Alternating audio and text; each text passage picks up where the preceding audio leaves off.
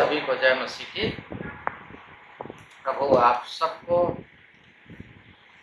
बहुत ऐसे आशीष दे। इस समय में हम लोग परमेश्वर के सम्मुख, परमेश्वर के अगुवाई में, परमेश्वर के वचन को लेकर के उपस्थित हैं। प्रभु इन सब के द्वारा हमसे बातचीत करें और हमें आशीषित करें।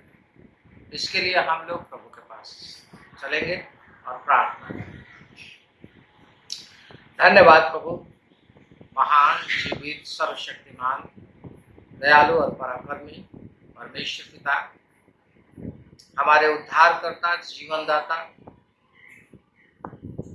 हमारे बचाने हारा, हमारे अच्छे सहायक पवित्र आत्मा, आपको धन्यवाद देते हैं। सारा आदर महिमा आपको देते हैं, क्योंकि आपके बिना हम शून्य है प्रभु जी, और आपकी अगुवाई और सामर्थ्य से हम सामर्थ्यवान हैं। आज के वचन पर आशीष दीजिए। इस वचन के द्वारा हमारा विश्वास बढ़े, हम जाने कि प्रभु आप कितने महान हैं और हमारे जीवनों में आप कैसे कार्य करते हैं और हमसे आप क्या चाहते हैं। इन सभी बातों को समझते हुए, बुझते हुए, आपके वचन के द्वारा हम जानते हुए अपने मसीही विश्वास में आगे बढ़ने वाले हो सके। ऐसे के लिए आपसे सामर्थ्य को मांगते हैं, यीशु के नाम से मांगते हैं, आमीन। आइए हम आज परमेश्वर के वचन में हम देखेंगे अपनी योग्यताओं से,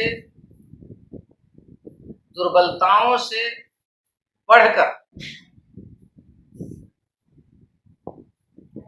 परमेश्वर पर संपूर्ण भरोसा रखें। इसके विषय में देखें।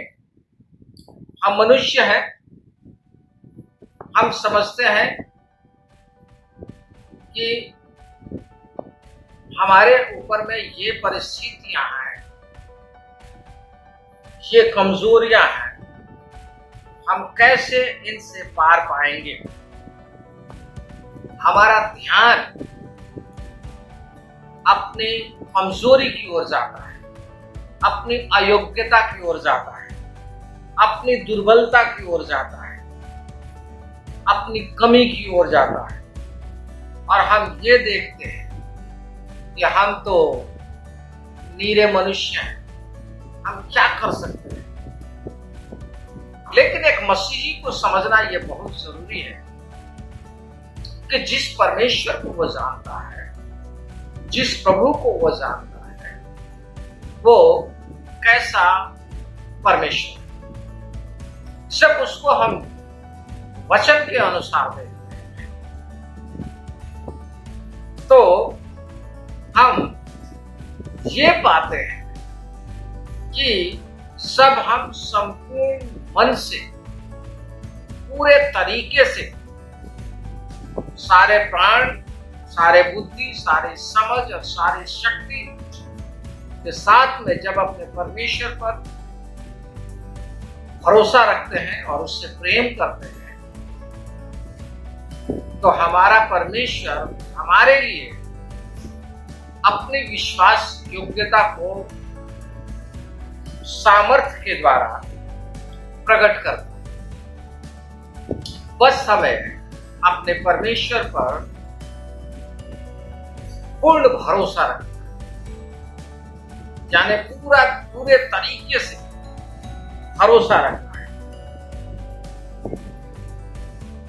इसके विषय में हम देखें तो दानियल की पुस्तक में और उसका 3रा अध्याय में हम शद्रक, मेशक और अबेदनगो के विषय में हम पढ़ते हैं। इनका गुरु है दानियल, और दानियल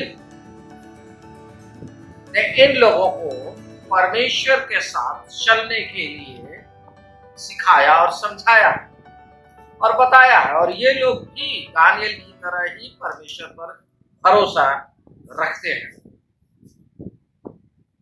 समय आता है जब ये बेबीलोन में पहुंचाए जाते हैं, तो वहां राजा नबूकदनेस्सर जो है इन लोगों का सम्मान करते हुए, क्योंकि इन लोगों ने परमेश्वर की इच्छा में हो करके और सब कुछ जो उसने अपने राज्य के प्रति स्वप्नों को देखा, उसका अर्थ दानियल के द्वारा बताया गया है। और जब बताया गया तो उसने जाना कि दानियल का परमेश्वर ही सच्चा परमेश्वर है, और इसके कारण ये हुआ कि दानियल को बड़ा पद दिया गया, और उसके साथ में दानियल के विनती के द्वारा शद्रक, मेशक और अबेदनगो भी उस प्रांत पे नियुक्त किए। लेकिन जो इसके विरुद्ध में जो लोग थे, जो वहां के लोग थे, उन लोगों ने देखा कि ये गुलामी में आए हुए लोग ऊंचे बढ़ते जा रहे हैं और इनको मान सम्मान ज्यादा मिल रहा है, जबकि ये गुलाम है, तो उनके प्रति इन लोगों के जीवन में डाह भर जाता है। और दानियल, शद्रक, मेशक और अबेदनगो के सम्मुख ये लोग रोड़े अटकाने के लिए एक चाल चलते हैं, और राजा नबूकदनेस्सर के पास पहुंच करके उन लोग कहते हैं कि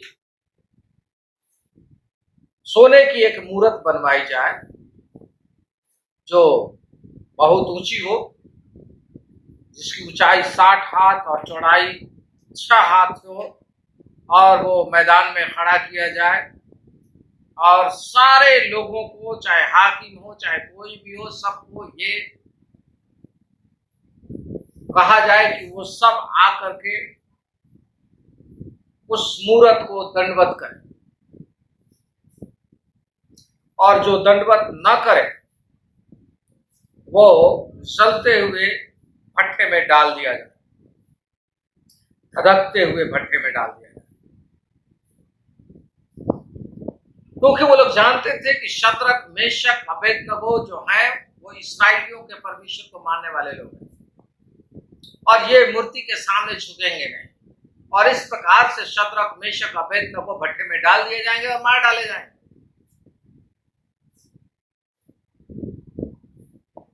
उन लोगों के मारे जाने के लिए ये लोग योजना बनाते हैं, और इसका कारण ये होता है कि जब ये ढिंढोरिया चारों ओर ढिंढोरा पीट करके, और जब बता दिया जाता है कि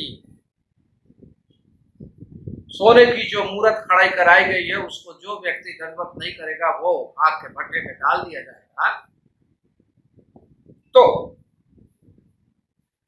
शद्रक, मेशक, अबेदनगो जो थे, उन लोगों ने अपने नियमानुसार सुबह, दोपहर, शाम अपने परमेश्वर यहोवा की उपासना करते रहे, और उन लोग सोने की मूर्त के सामने खड़े रहे। और इसका कारण ये हुआ कि ये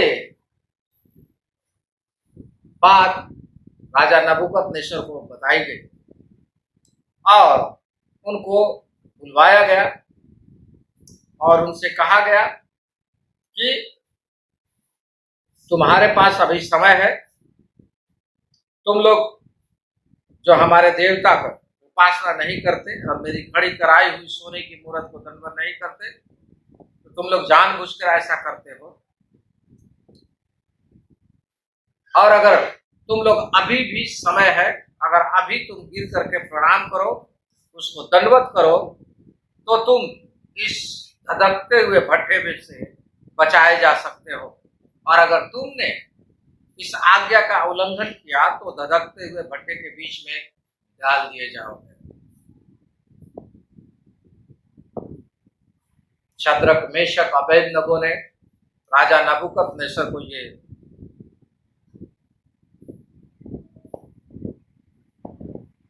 बताया या कहा उसके सामने कि हे नबूकदनेस्सर, जो हम 3 का 16-17 में, दानियल 3 का 16-17 में हम देखते हैं, वो लोग क्या कहते हैं, आइए हम देखते हैं।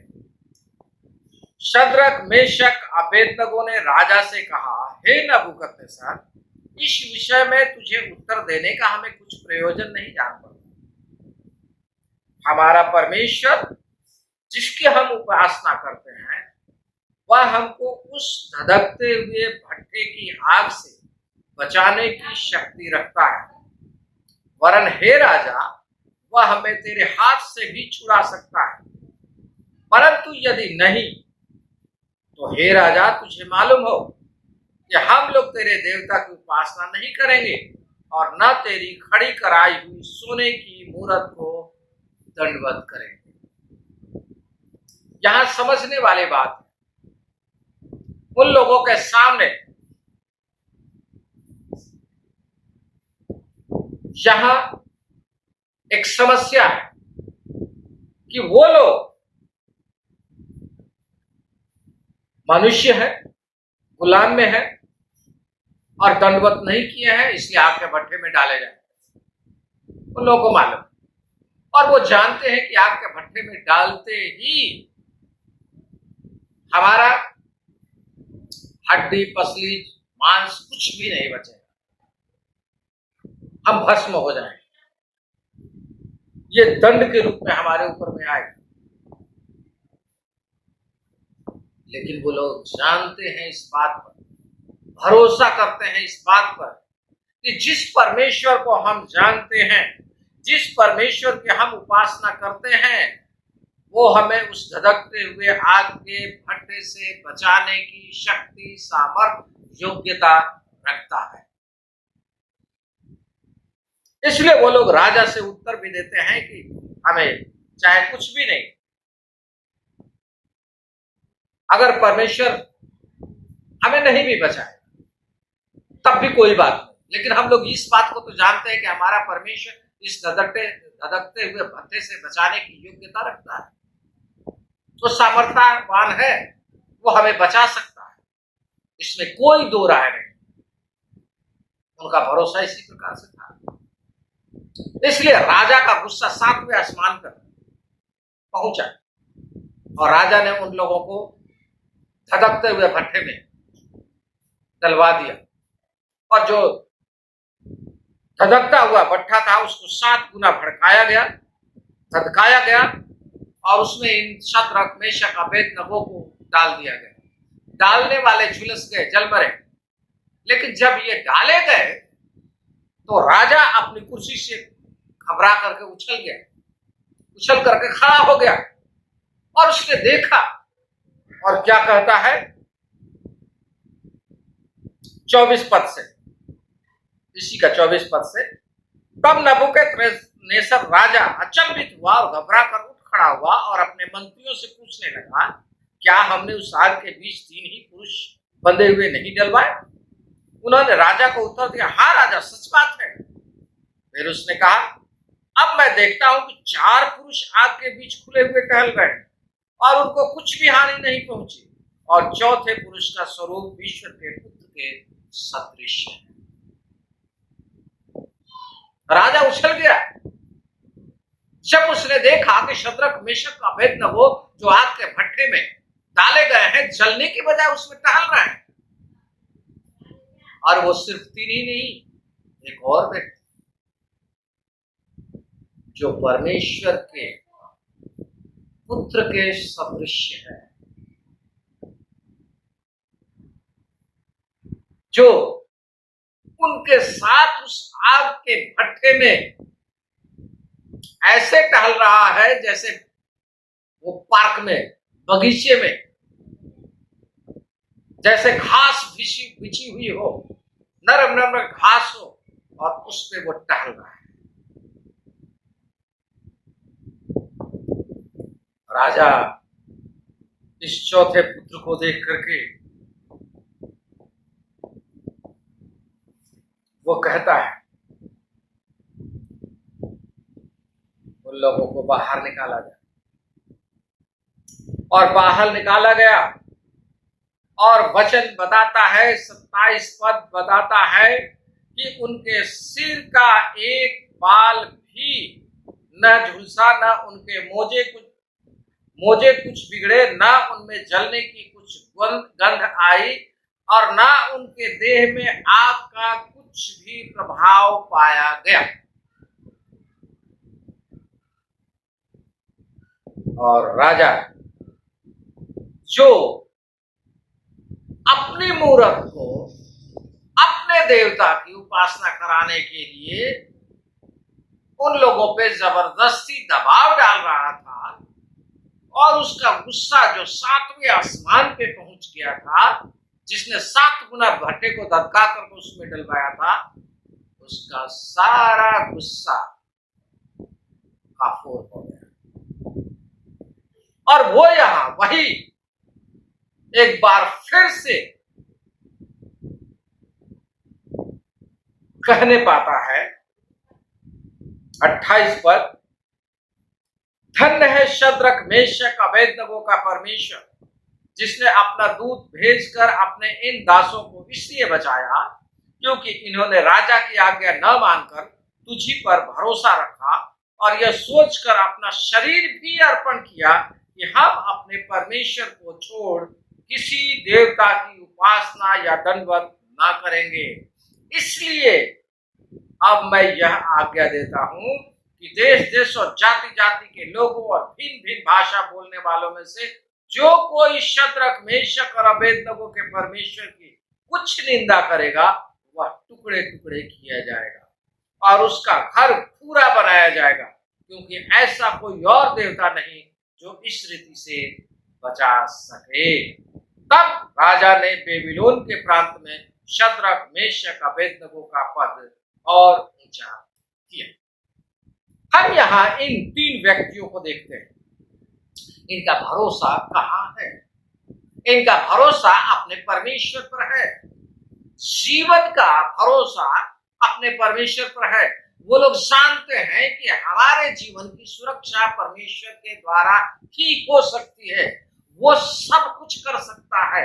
ऐसा परमेश्वर है जिसके लिए कुछ भी असंभव नहीं है। वो सब कुछ कर सकता है। उन लोगों का भरोसा इतना है, इसलिए उन लोगों ने अपने जीवन की चिंता नहीं की।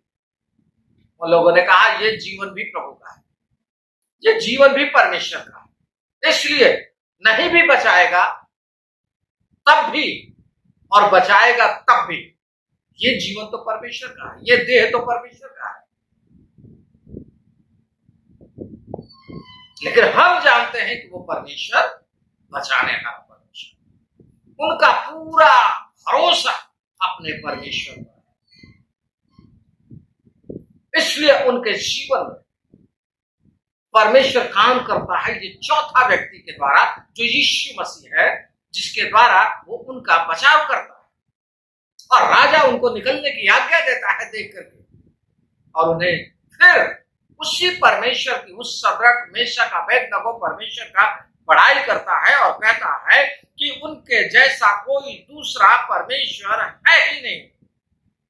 इसलिए उस परमेश्वर का, जो परमेश्वर हमारी योग्यता के अनुसार नहीं, हमारे सामर्थ्य के अनुसार नहीं, लेकिन हमारे विश्वास के अनुसार कार्य करता है, इसलिए उन लोगों ने अपने जीवन की सुरक्षा पाई और आशीष के रूप में उन लोगों ने पदों की उन्नति को प्राप्त किया और अपने परमेश्वर की बड़ाई पाई। और परमेश्वर की बड़ाई होने के कारण अब वो लोग अपने परमेश्वर की आराधना स्वतंत्रता पूर्वक कर सकते, उनको कोई रोक टोक नहीं। इसी प्रकार से जब हम अपने परमेश्वर पर भरोसा रखते हैं तो हमारे जीवन में भी कठिन परिस्थितियां आती हैं। हम सोचते हैं हमसे कैसे हो, हम नहीं कर सकते, हम असहाय हैं, हम कमजोर हैं, हम लाचार हैं, हम बेकार हैं, हम सुंदर नहीं हैं, हम ऐसे हैं वैसे हैं, दुनिया भर की बातों में हम पढ़े लिखे नहीं हैं, हम क्या करें क्या नहीं करें, हम कुछ भी नहीं कर सकते। मेरे प्रिय भाई बहन, परमेश्वर आपकी योग्यता को नहीं देखता कि आपकी संसारिक योग्यता क्या है, आप कैसे हैं इसको भी नहीं देखता।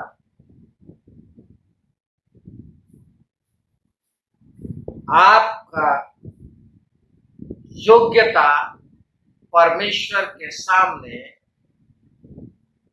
कोई मायने नहीं रखता।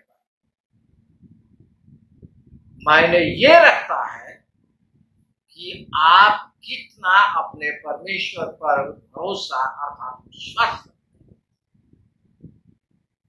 और उस विश्वास के अनुसार परमेश्वर आपके जीवन में सब कुछ करने के लिए तैयार है जो इसने किया, जहां यह जो जिसके द्वारा उनका जान बचा है। हमारा भरोसा क्या होता है? हमारा भरोसा लोगों पर होता है, हमारा भरोसा आस पड़ोस की चीजों पर होता है, लेकिन ऐसा नहीं है।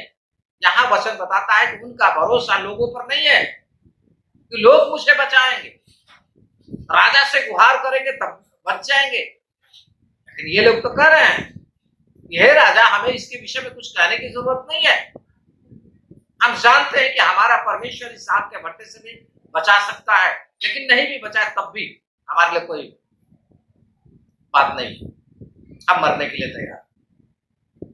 और जहां हमारी सोच खत्म होती है, जहां हम अपने आप को संपूर्णता के साथ में परमेश्वर पर भरोसा करते हुए विश्वास करते हुए जब उसके हाथों में सौंप देते हैं, परमेश्वर अपनी सामर्थ को प्रकट करता है। प्रिय मेरे भाई बहनों, शद्रक मेशक अबेदनगो के जीवन में परमेश्वर ने कब काम किया, अपने दूत को कब भेजा, अपने पुत्र को कब भेजा? जब वो भट्टे में डाले गए तब भेजा। हमारा विश्वास मरते दम तक होना जरूरी है, आखिरी क्षण तक होना जरूरी है, यहां तक कि जीना मसीह मरना मसीह होना जरूरी है। हम मर भी जाए तब भी जिएंगे, क्योंकि परमेश्वर का वचन कहता है कि अगर तुम मर भी गए तब भी जियोगे। यह विश्वास रखना हमारे लिए जरूरी है। शद्रक मेशक अबेदनगो ने यह विश्वास रखा कि मर भी गए तब भी परमेश्वर में हम जिएंगे, हम इसी संसार में मरेंगे, इस भट्टे में जल जाएंगे, लेकिन प्रभु में हम जी जाएंगे। पिता हमें पसंद करेगा, पिता के प्रति हम वादा खिलाफी नहीं करेंगे, हम पिता के सम्मुख अपने परमेश्वर के प्रति अविश्वास योग्यता नहीं दर्शाएंगे। और इसका कारण हुआ कि उन लोगों को परमेश्वर ने बचाया। आप भी जब ऐसे परेशानियों में होते हैं, जब कठिनाइयों में होते हैं, तब ऐसा ही होता है। एक और उदाहरण मिलता है इसी दानियल की पुस्तक में 6 में, जब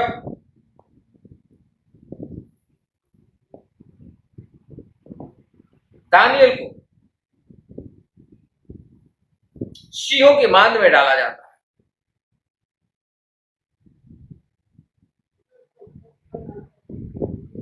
क्योंकि उस समय में भी उसके लिए भी यही है कि अगर तू खड़ी कराई हुई मूरत को दंडवत नहीं करे तो तुझे शेर की सिंहों के मांद में डाल दिया जाए। दानियल को मालूम है क्या साक्षर किया गया है। वो उन लोगों ने क्या किया, लोगों ने क्या किया है उसके ऊपर में ध्यान नहीं देता, लेकिन जो उसका काम है वो करता है, वो ज्यादा है। जैसे शद्रक मेशक परमेश्वर की आराधना करते हैं ऐसी परिस्थिति में, वैसे ही दानियल 6 का हम 10 में देखें तो लिखा है, तब वह अपने घर में गया जिसकी उपरौठी कोठरी की खिड़कियां यरूशलेम की ओर खुली रहती थी, और अपनी रीति के अनुसार जैसा वह दिन में 3 बार अपने परमेश्वर के सामने घुटने टेक कर प्रार्थना और धन्यवाद करता वैसे ही तब भी करता। आज के समय में कौन सी कठिनाई आ रही है, उस कठिनाई के सामना करने के योग्य आप हैं या नहीं, इस पर ध्यान नहीं है। दानियल का ध्यान इधर नहीं है, अपने परमेश्वर की ओर ध्यान है। और वो जैसा परमेश्वर की आराधना किया करता था, घुटने टेक करके परमेश्वर से प्रार्थना किया करता था, धन्यवाद किया करता था 3 बार, दिन में 3 बार, उस समय की धार्मिकता के अनुसार 3 बार आराधना किया जाता था। आज की धार्मिकता के अनुसार आपके पास प्रार्थना करने का अवसर होना जरूरी है। जब भी आप चाहें प्रार्थना कर सकते हैं, लेकिन सबसे उत्तम प्रार्थना जो है सुबह भोर को, जो उठते हुए, जब यीशु मसीह ने भी भोर को आराधना किया, और फिर दोपहर में, फिर रात्रि में, सोने के समय या उससे पहले, कई एक हैं जो सोने से पहले करते हैं अपने बिस्तर पे, कितने हैं जो पारिवारिक अपने परिवार में प्रार्थना करते हैं। ये प्रार्थना हमारे लिए जरूरी है ताकि आने वाले समय के लिए हम परमेश्वर पर भरोसा करते हुए या परमेश्वर को जानते हुए आगे बढ़ सकें। इसलिए हमारा भरोसा परमेश्वर पर होना जरूरी है। इसी प्रकार से वो प्रार्थना करता रहा, और जब ये बात आई कि ये आराधना नहीं करता, दानियल आराधना है तेरी खड़ी कराई हुई मूर्त की उपासना नहीं करता, तो उसके अनुसार, उन लोगों के अनुसार उसे शेरों के बाद में डालने की आज्ञा राजा की ओर से निकाल दी जाती है। यहाँ दूसरा राजा है, राजा दारा है, और राजा दारा दानियल को जानता है, इसलिए वो उदास हो जाता है, क्योंकि राजाज्ञा निकल गई थी, और राजाज्ञा निकलने का मतलब है उस समय में बदला नहीं जा सकता किसी भी सूरत। तो डालते समय में कहता, तेरा परमेश्वर जिसकी तू नित्य उपासना करता वही तुझे बचाए। और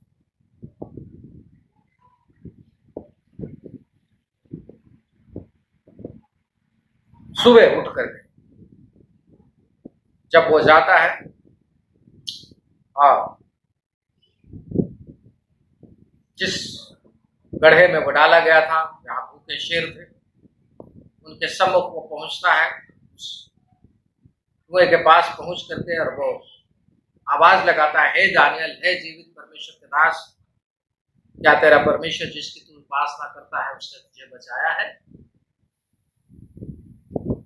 तब दानियल कहता है, 6 का 21 में देखो, तब दानियल ने राजा से कहा, हे राजा, तू युग युग जीवित रहे। मेरे परमेश्वर ने अपना दूत भेजकर सिंहों के मुंह को ऐसा बंद कर रखा कि उन्होंने मेरी कुछ भी हानि नहीं की। सिंहों के मुंह को बंद कर रखा, कुछ भी नहीं हानि की। क्यों? कारण क्या है? तो उसी 26 पद में कहता है, इसका कारण यह है कि मैं उसके सामने निर्दोष पाया गया और हे राजा तेरे सम्मुख भी मैंने कोई भूल नहीं। कह रहा है कि मैंने तेरे विरुद्ध में और ना परमेश्वर के विरुद्ध में भूल किया, अर्थात अविश्वास योग्य मैं नहीं रहा, अनाज्ञाकारी नहीं रहा। मैं अपने परमेश्वर पर संपूर्ण भरोसा करते हुए उसके साथ चलता रहा, इसलिए परमेश्वर ने मुझे सिंहों के बाण से बचाया। तो ये दो उदाहरण हम देखते हैं, शद्रक मेशक अबेदनगो आग के भट्ठे में, दानिएल उन्हीं का गुरु दानिएल सिंहों की बांध में। लेकिन दोनों जगह ये देखते हैं कि वो जब उनके विरुद्ध में षड्यंत्र रचा जाता है तो वो षड्यंत्र पर ध्यान नहीं देते, क्योंकि वो अपने परमेश्वर को जानते हैं कि मेरा परमेश्वर इन परिस्थितियों से भी निकालना जानता है, इन सब से भी बड़ा है, वो कुछ भी कर सकता है, वो बचाना जानता है, वो हमारे प्राणों की रक्षा करना जानता है। इसलिए वे लोगों ने संपूर्ण मन से परमेश्वर की आराधना, अविश्वास योग्य नहीं रहे, वो विश्वास करते रहे और प्राण देने के डाल दिया गया, कोई बात नहीं, डाल दिया गया, लेकिन कुछ भी नहीं हुआ। मेरे प्रिय भाई बहन, हमारा विश्वास भी ऐसे ही होना है। हमें परिस्थितियों को देख करके ये नहीं समझना है कि मैं इसके योग्य नहीं हूं। नहीं, आप जिस परमेश्वर को जानते हैं आप उसके लोग हैं, आपका परमेश्वर इसके योग्य है। आप योग्य नहीं है, लेकिन आपका परमेश्वर इसके योग्य है, वो आपको बचाना जानता है, उसके पास सामर्थ्य।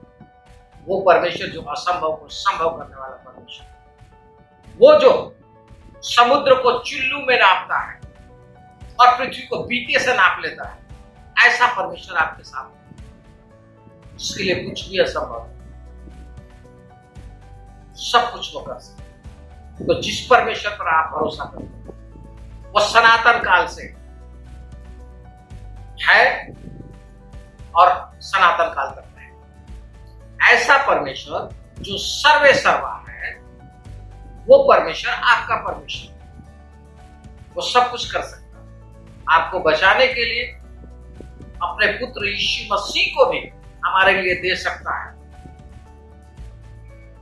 उसके द्वारा हमारा बचाव कर सकता है। तो हमारे लिए और सब कुछ क्यों कर नहीं देगा, सब कुछ देने के लिए तैयार।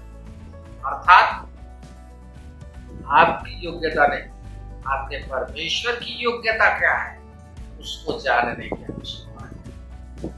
इसलिए वचन बताता है कि जब हमने यीशु मसीह में विश्वास किया है, बपतिस्मा लिया है, तो हमने यीशु मसीह को पहन लिया है।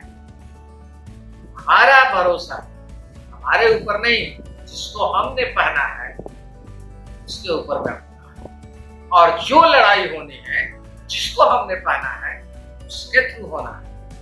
अब ये हमारी लड़ाई नहीं, दाऊद की तरह हमें कहने पड़ेगा ये हमारी लड़ाई नहीं, वरन हम जिस परमेश्वर को जानते हैं वो और विरोधी की लड़ाई है। और जरूरी है कि आपके विश्वास के अनुसार आपका परमेश्वर आपके लिए करने के लिए सदैव तैयार है। इसलिए आप अपनी अयोग्यता पर, अपनी कमजोरी पर और अपने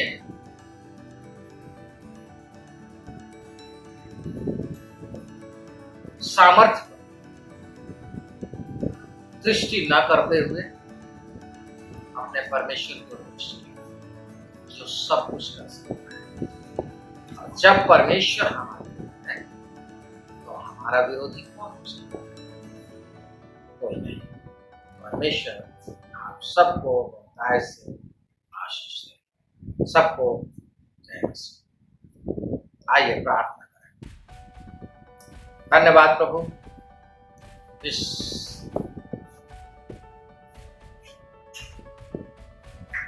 वचन के लिए जो आपने हम सबको दिया, और इस वचन के द्वारा हमें सिखाया कि हम अपनी योग्यता पर या अयोग्यता पर, अपनी कमजोरी पर, अपनी लाचारी पर हम ध्यान न देते, अपने परमेश्वर पर विश्वास रखें। अर्थात हम अपने परमेश्वर की योग्यता पर विश्वास रखें। जो योग्य परमेश्वर है, जो सब कुछ करने के सामर्थ्य रखता है, ऐसा परमेश्वर, ऐसे प्रभु यीशु मसीह हम भरोसा रखें, विश्वास रखें। और हम जानते हैं कि परिस्थितियां आएंगी, लेकिन हमारे प्रभु के सामर्थ्य के द्वारा सारी हमारे विरुद्ध में आने वाले परिस्थितियां साथ, ये प्रभु का फायदा है। इसलिए हम बहुत पूर्ण रूप से भरोसा करें और करते हुए प्रभु हम आगे बढ़ने पर ऐसी सामर्थ्य में दीजिए। और जितने भी लोग यहाँ उपस्थित हैं, जो अपने आप को असहाय समझ रहे हैं, निर्बल समझ रहे हैं, कमजोर समझ रहे हैं, अपने सामर्थ्य से और उनको आशीष दीजिए। जो बीमार है उन्हें छूइए, चंगाई दीजिए। यीशु के नाम से हर एक बीमारी की आत्मा छापे रहे। यीशु मसीह नासरी के नाम से हर एक शैतानी बातें जो इनके विरुद्ध में, इनके शरीर के विरुद्ध में आती हैं, वो सब भी साथे रखें, क्योंकि आप हमारे पापों के लिए ही मारे गए, गाड़े गए और तीसरे दिन मृत्यु में से जी उठे। हमारे विश्वास के द्वारा हमें पापों से छुटकारा मिला है। हमारे उद्धारकर्ता प्रभु यीशु मसीह के नाम से इस प्रार्थना को मांगते हैं, सुने कबूल। आमीन।